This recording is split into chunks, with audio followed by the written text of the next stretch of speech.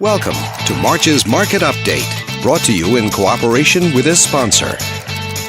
Let's take a look at residential real estate activity in your area during the month of March.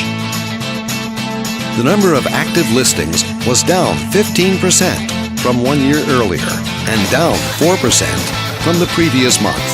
This smaller inventory means that buyers who waited to buy may have had a smaller selection to choose from. As you can see, the median listing price for the month was just under $180,000. Compared to last year, the average number of days that units spent on the market before being sold was down 1%.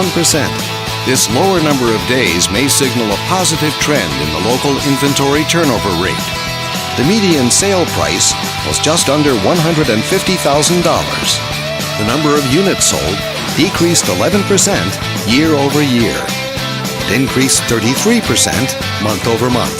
Despite a slight annual decrease, this upward monthly sales trend indicates positive momentum. Thanks for watching. We hope you use this information to make smart, informed decisions in your upcoming real estate transactions. Feel free to contact us for more information or further assistance.